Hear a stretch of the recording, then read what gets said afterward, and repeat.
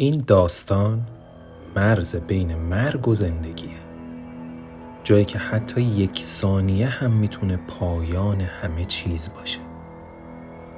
هریسون اودرج، مردی که در دل اقیانوس غرق شد اما 72 ساعت بعد زنده از تاریکی بیرون اومد. این ماجرای نجاتی نیست که شنیدین، این یک معجزه واقعیه.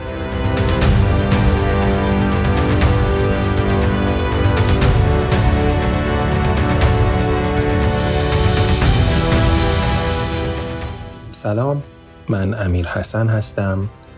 با اپیزود 5 ریلکست در خدمت شما هستم. طبق روال گذشته یک داستان غیر قابل باور ولی واقعی رو برای شما آماده کردم. اگر اپیزودهای قبل منو گوش ندادین، بهتون پیشنهاد میکنم همین الان برید و لذت ببرید و اگر به این داستانها علاقه دارید ممنون میشم کانال من رو سابسکرایب کنید، زنگوله رو بزنید و اگر ویدیو رو دوست داشتید لایک بکنید.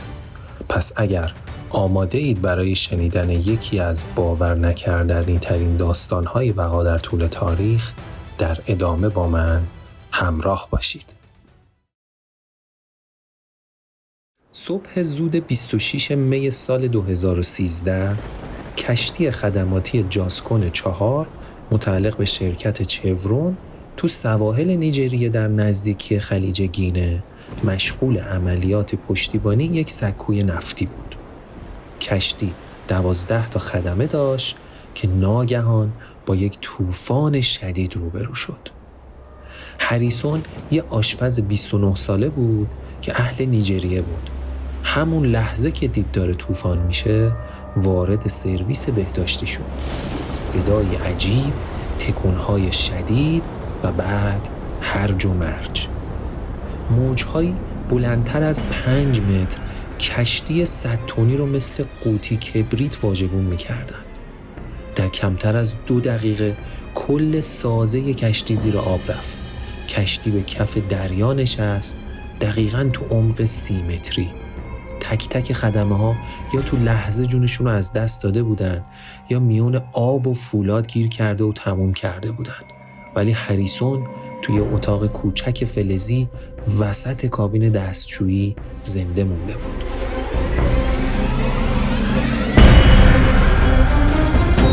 هریسون اولش فکر کرد فقط چند دقیقه گذشته، اما وقتی سکوت همه جا رو گرفت فهمید کشتی غرق شده. اون توی محفظه گیر افتاده بود که به طور معجزه آسا کیسه هوایی حدود 1.5 متر مکعبی و تو اون کف براش درست کرده بود. هوا در حالی که به آرامی با آب و دی اکسید کربن آلوده میشد تنها منبع حیاتیش بود. آب سرد تا سینه‌اش بالا اومده بود. دمای آب حدود 4 درجه بود و هر لحظه ممکن بود بدنش تسلیم بشه. صداهایی میشنید. صدای ماهی‌ها رو میشنید، برخورد چیزایی که به بدنه کشتی میخوردن و گاهی صدای فریاد خفه ذهن خودش رو. هریسون میگفت من میلرزیدم، دعا میکردم، گاهی گریه میکردم و بعد ساکت میشدم. میدونستم مرگ نزدیکه، فقط نمیدونستم چقدر نزدیک. و مثل صحنه ای از کابوس جسد همکاراش از کنارش عبور میکردن. هریسون اگه بطری نوشابه و چند تیکه بیسکویت که باقی مونده بود تونسته بود یکم انرژیشو نگه داره، اما بیشتر از هر چیزی در درونشون رو زنده نگه داشته بود و اون نور و بارقه امید بود.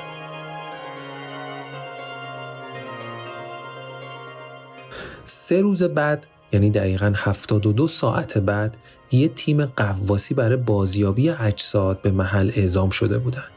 هیچ کس انتظار زنده موندن کسی رو نداشت. تو عملیات نجات غواص اسکاتلندی نیکو فن هیردن وارد لاشه کشتی شد. تو یکی از کابین ها صدایی به گوشش رسید، صدای تکون آب و یک نفس.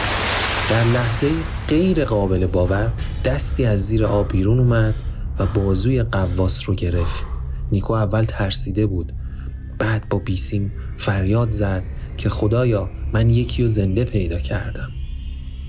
هریسون در حالی که به سختی نفس میکشید بعد از 72 ساعت تو عمق اقیانوس هنوز زنده بود.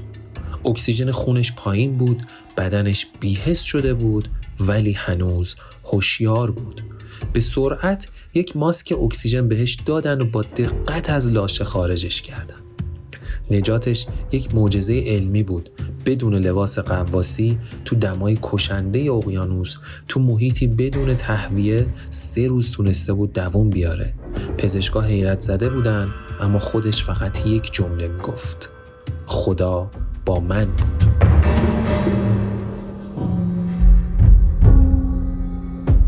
هریسون دچار سوختگی سرد تو پوست پاها و دستاش شده بود. بیش از 1 هفته تو اتاق فشار اکسیژن تحت مراقبت بود تا بدنش به حالت طبیعی برگرده، اما ذهنش هنوز بین تاریکی و سکوت کشتی غرق شده بود. پس از اینکه حالش خوب شد به خونه‌اش برگشت، اما دیگه هیچ وقت به دریا پا نذاشت.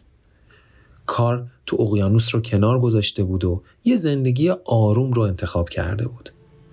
هنوز بعضی شبا از خواب میپره با حس سنگینی آب و صدای خفه اعماق اقیانوس، ولی هر روز صبح با شکرگزاری بیدار میشه و میگه من 2 بار متولد شدم، 1 بار از مادرم و 1 بار از اعماق دریا. داستانش الهام بخش میلیون ها نفر شده بود. رسانه ها، مستندسازا و حتی روانشناسا دربارش می نوشتن. چون نجاتش فقط یک اتفاق نبود، یک پیام مهم بود. اون پیام این بود: تو بدترین تاریکی ها وقتی همه چیز تموم شده به نظر میرسه، شاید فقط 1 نفس فاصله باشه تا امید واقعی.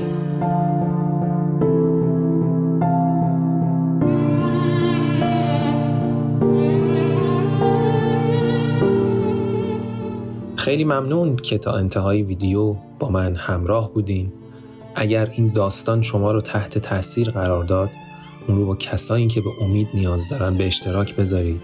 شاید این داستان نجات دهنده زندگیشون باشه. و اگر این چنل رو دوست داشتید، چنل رو ساب کنید، زنگوله رو بزنید و ویدیوها رو اگر دوست داشتید لایک بکنید. پس تا ریل کست بعدی مراقب احوالتون باشید.